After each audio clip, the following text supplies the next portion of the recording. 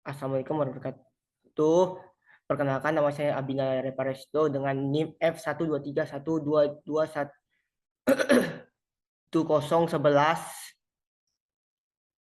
Saya mengucapkan terima kasih kepada dosen pengampu yang telah mengampung mata kuliah Strategi dan Inovasi Pembelajaran Sejarah, yaitu Pak Anang Firmansyah. Terima kasih telah memberikan kesempatan untuk kali ini adalah untuk untuk memenuhi tugas ujian akhir semester Strategi Inovasi Pembelajaran Sejarah. Jadi untuk saya memenuhi tugasnya, saya akan menjelaskan sebuah materi, yaitu adalah masa prasejarah di Indonesia. Jadi seperti apa yang kalian tahu tentang masa prasejarah? Apakah kalian tahu tentang dinosaurus, badak berbulu, Brachiosaurus, Pterodactyl? Apa kalian tahu di zaman prasejarah? Atau mungkin masih lupa? Langsung saja kita mulai.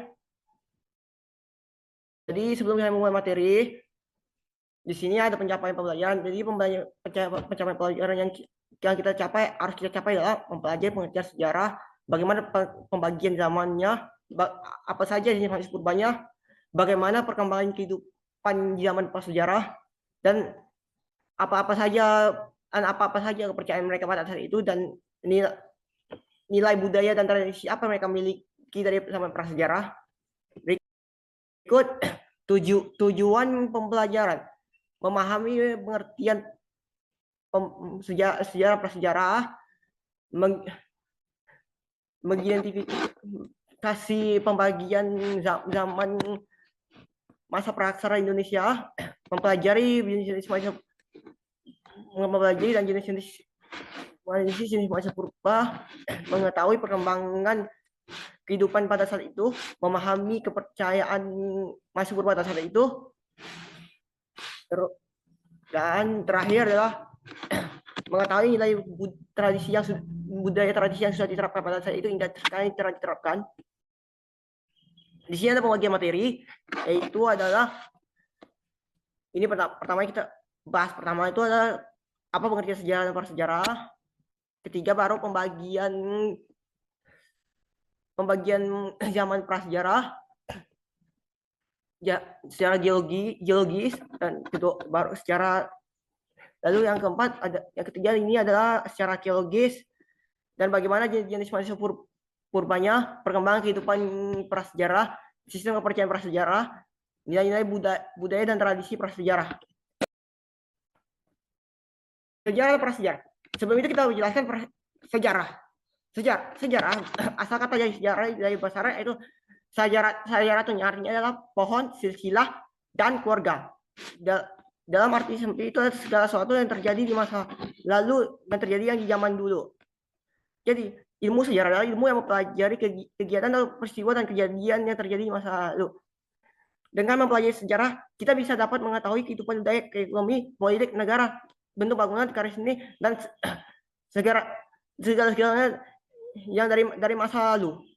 Prasejarah. Jadi prasejarah berasal dari kata pra, artinya itu sebelum, dan sejarah itu ada kata lain itu adalah waktu dan periode. Prasejarah ini bisa diartikan ada nama lain, yaitu praksara nirleka, yang dimana arti tersebut itu belum tulisan. Sebenarnya maksudnya prasejarah yang dimana di masa ini manusia dan makhluk hidup belum mengenal adanya tulisan, tapi memiliki kebudayaan kehidupan yang sangat sederhana dan sangat kompleks. Membagi zaman prasejarah. Jadi pembagian zaman prasejarah ada dua berdasarkannya, geologi dan arkeologi. Baik, sekarang kita membahas geologi. Nah, di sini geologi berdasarkan geologi di sini itu ini ada 4 zaman, yaitu arkaikum atau Mesozoikum, Paleozoikum, Mesozoikum, atau Cenozoikum. Baik, saya akan membahas pertama itu adalah arkaikum atau Mesozoikum. Di mana zaman ini adalah periode awal sejarah bumi, pembentukan bumi yang sekitar berlangsung 2.500 juta tahun yang lalu. Di kiri Mesozoikum ini adalah bumi pada situ menyerupai bola panas. Bumi pada itu sangatlah panas. Memungkinkan ada kehidupan. Jadi seperti yang diperlihatkan di foto ini, yang gambar ini, tanya bumi itu panas, bumi panas itu zaman itu terdapat banyak gunung berapi dan sungai kawah lahar. Itu mengapa bumi panas itu sangat lebih panas. Lanjut, Paleozoikum. Paleozoikum itu terjadi pada sekitar 340 tahun yang lalu. Pada masa ini muncullah hewan-hewan yang sangat lebih primitif. Hewan-hewan dicirikan tidak memiliki tulang belakang dan munculnya beberapa amfibi dan hewan-hewan laut. Ini seperti yang dilihat, ininya contoh hewan-hewan Paleozoikum yang di paling tepi, pinggir paling bawahnya ada ini trilobit. Kalau ini sepertinya ini apa ini? Pernah nengok tapi lupa. Yang tahunya sebelah yang bawah trilobit itu ada jenis amonit. Merupakan gurita ada cumi-cumi gurita yang luar sejarah. Dia berbeda dengan gurita sama sekali. Dia memiliki cangkang seperti keong. Lanjut ke Mesozoikum. Mesozoikum terjadi pada 140 tahun yang lalu, di mana pada saat itu bumi telah dikuasai oleh reptil dan dinosaurus berbagai macam jenis yang secara dominan menguasai bumi. Maka Mesozoikum disebut juga era dinosaurus. Jadi setahu zaman-zaman dinosaurus itu ada 3 di Mesozoikum. Itu Triasik, Jurassic, dan zaman kapur Cretaceous. Ini seperti contohnya, ini ada hewan leher panjang, ini adalah Brachiosaurus. Di mana ini hidupnya di zaman Jurassic. Ini seperti berjenis Cenoceus, hidup di Cretaceous. Ini ada Parasaurolophus dan Triceratops, sama seperti Cenoceus, hidup di zaman kapur. Ini diantaranya itu hidupnya di pterodactyl, hewan Stegosaurus jenis ini. Dinosaurus terbang ini bisa dibilang hidupnya dari zaman Jurassic sampai ke zaman kapur. Lanjut ke Mesozoikum, Cenozoikum. Ini berlangsung pada tahun 60 juta tahun yang lalu. Di masa ini kehidupannya sangat beragam dan kompleks. Di mana munculnya beberapa banyak mamalia. Munculnya beberapa banyak mamalia dan burung-burung dan berjenis primata yang berevolusi menjadi manusia purba. Seperti lihat digambarkan, ini ada yang saya lihat ini adalah Amebelodon, ini Merisipus, ini ada seperti ini seekor anjing, mohon maaf ya. Ini emission, ini ada Teleseras yang dia berenang di hutan sekarang ini, siapa tak kemungkinan ini nenek moyang hutan sekarang ini. Baiklah, ini bisa dibilang nenek moyangnya kuda atau jerapah. Berdasarkan arkeologi, ada sebenarnya ada 2 zaman. Itu zaman batu, ini ada lanjut ini zaman logam. Sebelum itu kita bahas dua-duanya terlebih dahulu. Dari awal adalah zaman batu. Zaman Paleolitik adalah sana di mana manusia purba setelah mulai berevolusi, kehidupan mereka sangat lebih primitif. Mereka mengumpulkan dan berburu hidup berpindah-pindah. Dan kebudayaan dari lihat di gambar ini kebudayaannya adalah berupa kapak perimbas, kapak genggam, kapak penentak. Lalu ini adalah Mesolitikum. Mesolitikum itu adalah di mana manusia sudah mulai hidup semi menetap dan mulai mengenal memasak dan mulai tinggal menetap seperti di gua atau di tenda dari kulit hewan. Dan ini yang gambar kecil ini dia merupakan alat mata panah. Di masa Mesolitikum bisa dibilang ini adalah mengenal yang namanya senjata busur. Lanjut ke Neolitikum, di mana Neolitikum masa ini zaman artinya zaman batu Buddha. Yang Mesolitikum itu adalah zaman batu tengah, yang Paleo itu adalah zaman batu tua. Jadi Mesolitikum ini bisa dibilang alat batu mereka sudah lebih halus seperti kapak lonjong dan kapak apa itu satu lagi saya tahunya kapak lonjong. Intinya tuh Neolitikum ini mereka tuh sudah mengenal yang namanya bercocok tanam, berternak, menghasilkan makanan sendiri, dan mulai membuat perkampungan dan mulai mengenal yang namanya barter. Lanjut, inilah Megalitikum. Megal itu di mana artinya zaman batu besar, yang di mana pada zaman batu ini mulai kebudayaan yang berhubungan dengan agama dan pemujaan, dengan ada menampilkannya itu struktur suku besar itu Menrir, Punden Bulak, Dolmen, Sarkopagus, Waruga,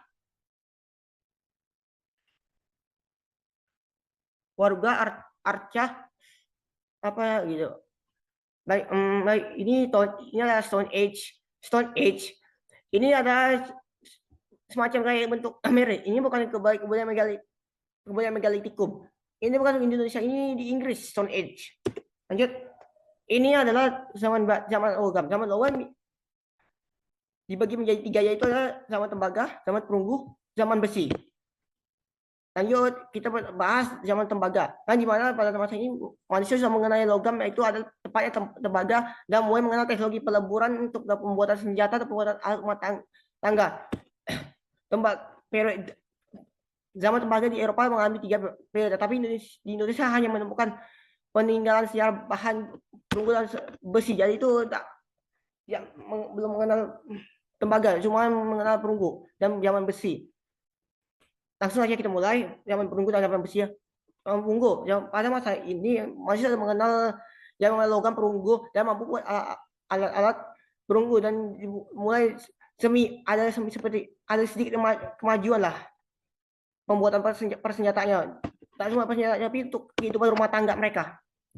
Ini terakhir adalah zaman besi. Zaman ini yang membuat peralatan besi dan bisa dibilang zaman logam paling maju. Mereka hanya beda dari zaman tembaga, itu kan melebur logam tembaga. Ini lebih bagus. Mereka tuh mengenal biji. Mereka menggunakan biji dilebur. Mereka dibuat perkakas dan dibuat lebih sempurna, lebih maju daripada perkakasnya di zaman tembaga dan perunggu. Seperti hasil peninggalan itu adalah seperti yang tahu itu kapak corong, sabit, mata pisau, bedang, cangkul, dan sebagainya. Ini selanjutnya adalah jenis manusia purba. Jadi gambar ini adalah berjenis Meganthropus paleojapanicus, ditemukan oleh Gustav von Koningswald, merupakan seorang ilmuwan berkebangsaan Belanda dan Jerman. Ditemukan pada tahun 1936 sampai 1941. Di tahun 1941 perang dunia setelah dimulai dan sebelum Jepang menyerang Indonesia, fosilnya ditemukan dan diteliti oleh Dr. Koningswald. Bisa dibilang gigirannya tuh ini adalah masih di Indonesia paling terbesar. Dia memiliki rahang yang tegap dan gigi rahang yang sangat kuat dan besar, memiliki pipi tebal, keningnya yang menjorok ke depan dan lonjong ke belakang yang sangat tajam, tidak memiliki dagu, memiliki otot-otot yang sangat kuat. Lanjut adalah Pithecanthropus mojokertensis. Mojokertensis ditemukan oleh Dr. von Koningswald di tahun 1939. Ditemukan di Perning, Mojokerto, Jawa Timur. Diketahui Pithecanthropus di sini di zaman Pleistosen awal, tengah, dan akhir. Fosilnya itu bukan di Mojokerto, tapi di Jawa Tengah dan Jawa Timur. Pokoknya wilayah dua-duanya. Cirinya itu ada berbadan tegap, tinggi badan 165 sampai 180 cm.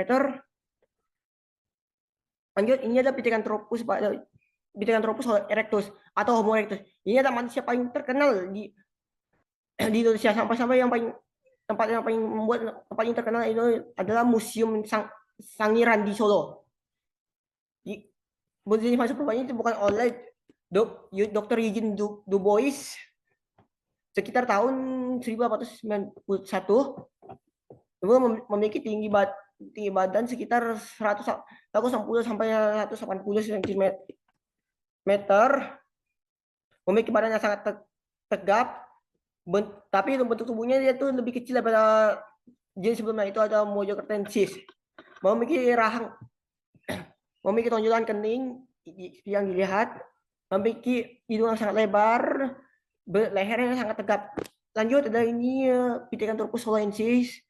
Dia cirinya sama seperti Homo erectus dan Bojonegoro. Dia punya tonjolan di kening.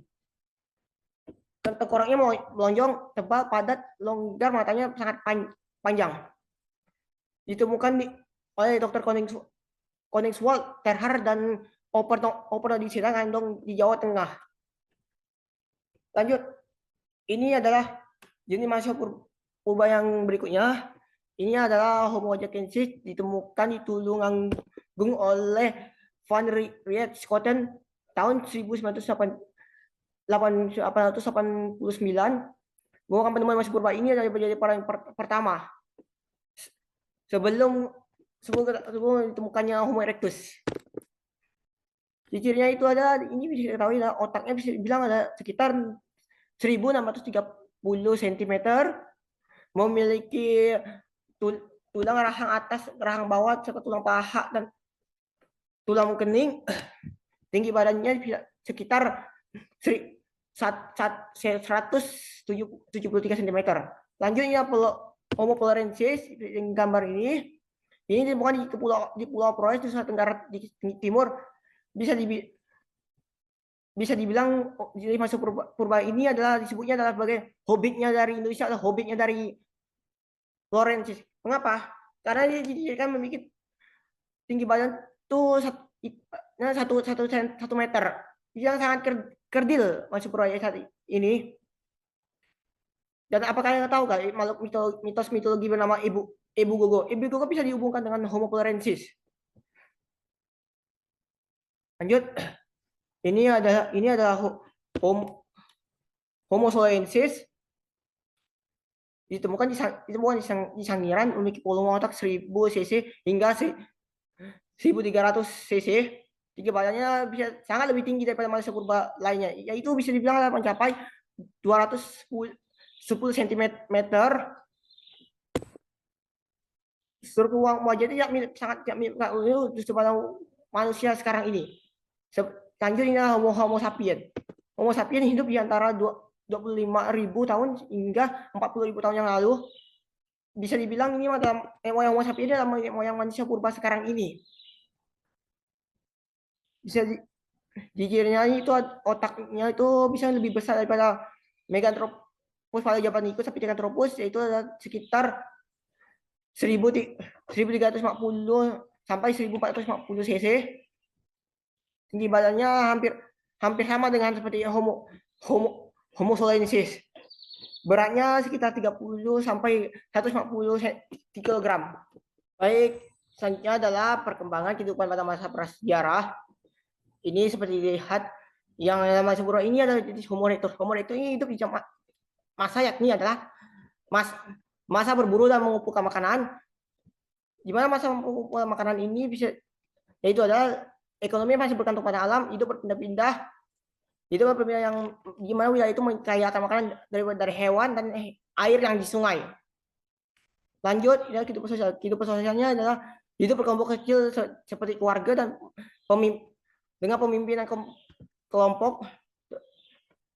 Terus kebudayaannya adalah itu gimana mereka menggunakan alat dari batu masih kasar seperti kapak genggam, kapak perimbas, serpi bilah, kapak penetak.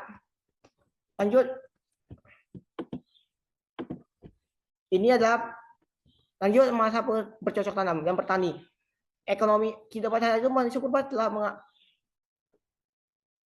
sudah mengenal yang namanya bertani, berternak, dan barter. Jadi yang seperti yang itu kan zaman arkeologi kan, itu ini masa percocok dimulai dari zaman Neolitikum yang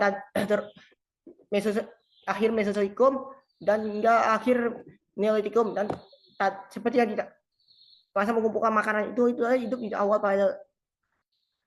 Paleolitikum sampai awal Mesolitikum. Lanjut, ini kehidupan sosial. Kehidupan sosialnya membentuk perkembangan struktur sosial yang kompleks dan mulai membentuk rumah panggung.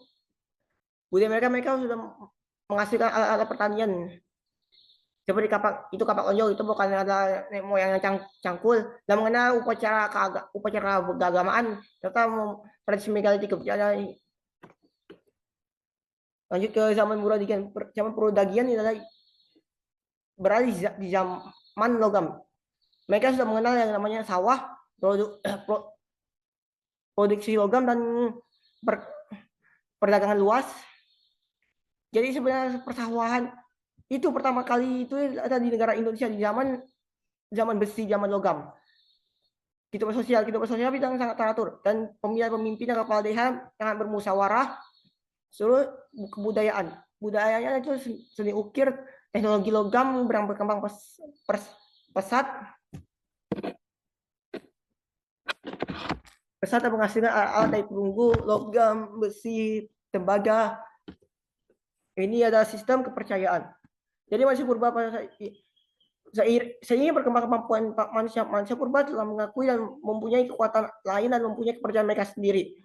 Nah ini animisme, dinamisme, dan totemisme. Saya akan jelaskan satu. Dinamisme itu berarti bahasa Latin anima, artinya adalah roh atau arwah. Animisme bisa diartikan percaya pada roh nenek moyang atau makhluk Allah agar mendapatkan keselamatan, pelindungan, dan segala mendapat berkah. Selanjutnya dinamisme. Berasal dari kata bahasa Inggris dinamik arti daya atau kekuatan, di mana pada situ masuk pula percaya pada benda-benda tertentu, pohon, batu besar yang dianggap sebagai kekuatan seperti atau petaka. Masih bilang untuk meminta keselamatan, meminta berkah dari benda-benda. Lanjutnya totemisme.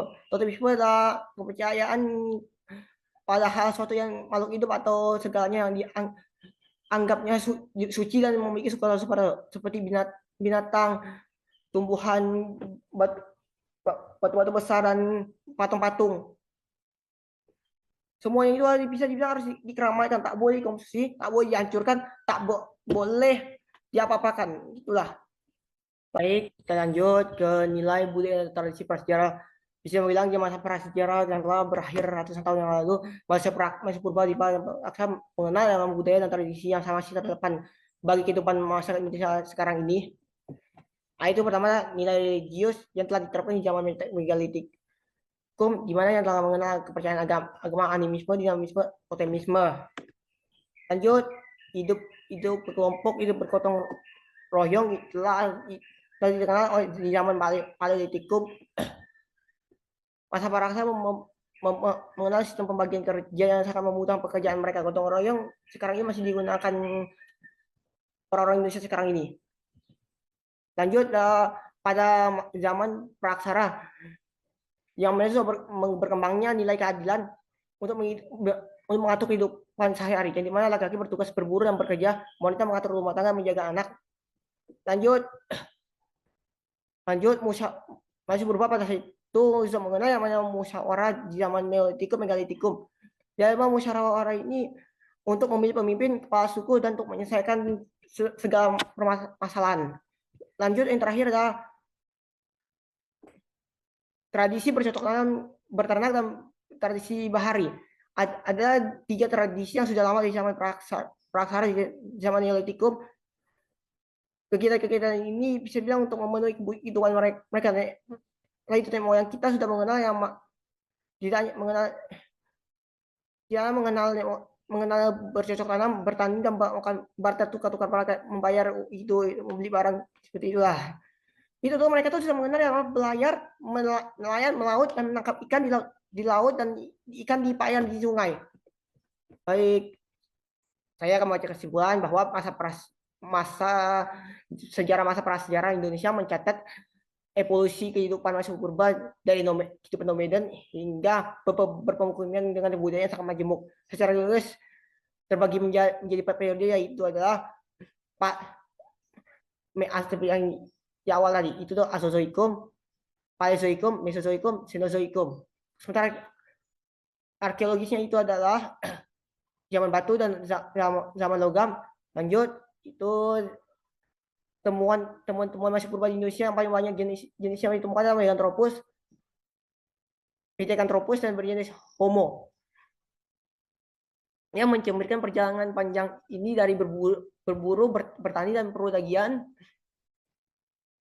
Sistem kepercayaan seperti animisme, dinamisme, totemisme telah melandasi budaya, tradisi, dan menentukan religiositas, gotong royong, keadilan, musyawarah, dan budaya bertani Ni dan Bahari.